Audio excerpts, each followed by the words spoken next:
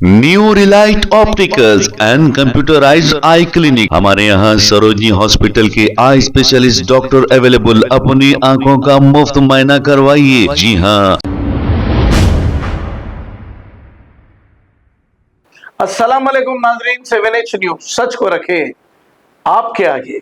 MBT spokesperson Amjadullah Khan Khalid और youth leader MBT Abdul Rahman ने बयान जारी करते हुए ये कहा कि कल तक अकबरुद्दीन अवैसी कांग्रेस पार्टी को बहुत बुरा भला कह रहे थे, अचानक राज्यसभा इलेक्शन में इन्होंने सपोर्ट कैसे कर दी।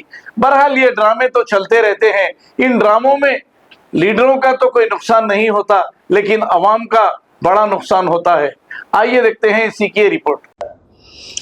अस्सलाम वालेकुम, मैं अमजदुल्ला खान, स्पोक्समैन एमबीटी। मेरे साथ में मेरे दोस्त जनाब अब्दुल रहमान साहब, एमबीटी यूथ लीडर और बेस्ट ज़बरदस्त सोशल वर्कर।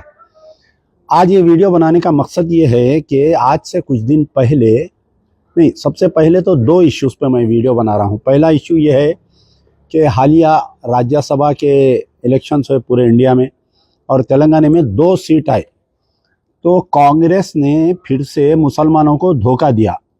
यानी कांग्रेस पावर में आने के बाद में यह दूसरा राज्यसभा इलेक्शन था। तो पहला जो राज्यसभा इलेक्शन था हमारे अंजन कुमार यादव के बेटे को, एक जनों को दिए। फिर उसके बाद में केशव राव रिज़ाइन करने के बाद में एक राज्यसभा सीट आई, वो भी किसी गैर मुस्लिम को दिए।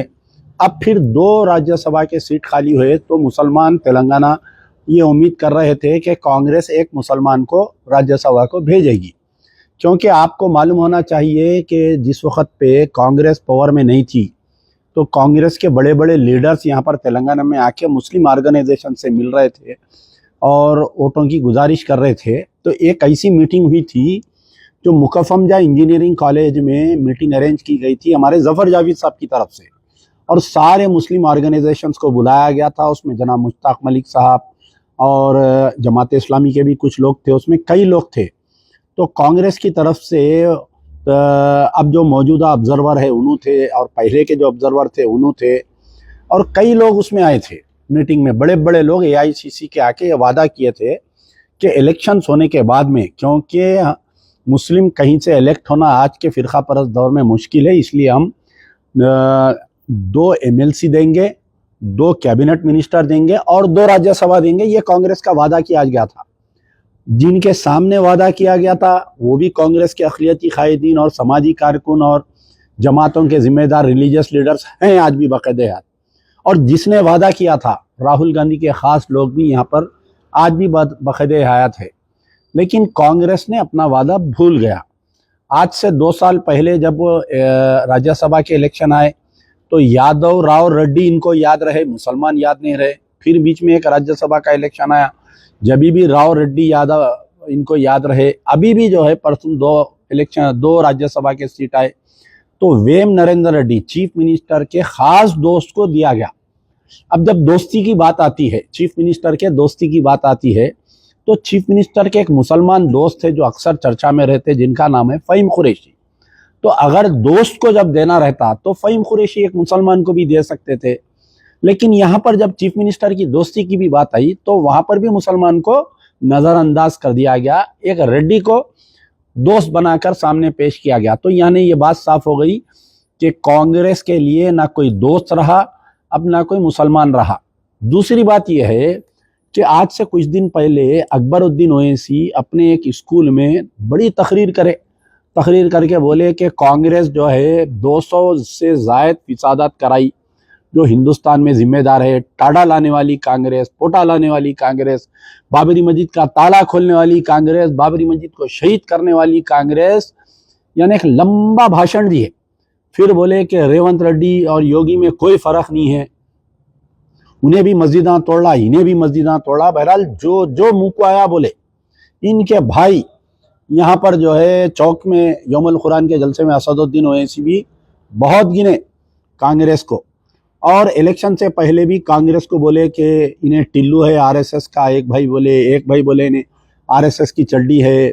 मजलिस के एमएलए बोले इन्हें आरएसएस का एजेंट है। एक एमएलसी तो बोला कि गांधी भवन में तेरा घुसना मुश्किल कर डालूंगा, ड्राइवर मिल्लत बोला। खैर बहरहाल ये तमाम बातें थे कि कांग्रेस के खिलाफ में ये लोग बोले। अचानक 2 दिन में यानी रोजे की हालत में मस्जिद चौक में मिंबर रसूल से असदुद्दीन ओवैसी ने कांग्रेस को मुसलमानों के कत्ले आम के लिए, मसाजिद की शहादत के लिए जिम्मेदार करार दिया। ये अकबरुद्दीन ओवैसी रोजे की हालत में कांग्रेस को नवाजे पिछले 50 साल में। फिर अचानक से कांग्रेस 2 दिन में कैसी अच्छी हो गई।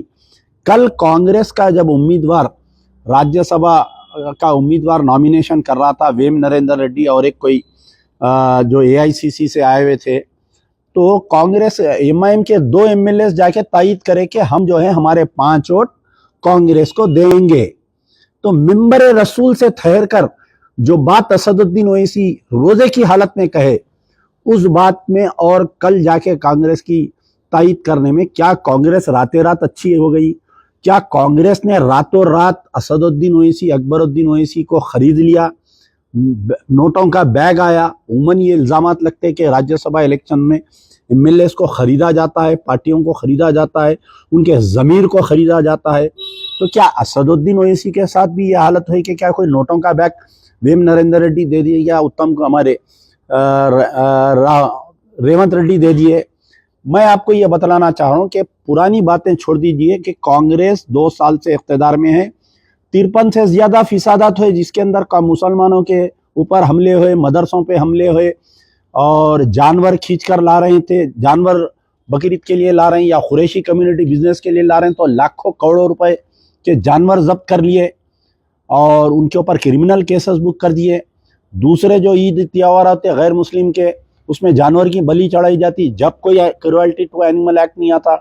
तो ये 2 साल का मैं जिक्र नहीं कर रहा हूँ कि वनपर्ती में बुरखा खींचा गया, मैं वो जिक्र नहीं कर रहा हूँ कि मेदक में जहीरा मेदक में जो है एक मदरसे में घुस के जानवरों को खींच लिए, मैं वो जिक्र नहीं कर रहा हूँ कि यही रमज़ान के दिनों में जो है जंगी चरला पे मुसलमान बच्चों पे हमला करके तकरीबन 50-60 बच्चों को पूरा रमज़ान में जेल में रखे, मैं वो जिक्र, ये तमाम जिक्र नहीं कर रहा हूँ।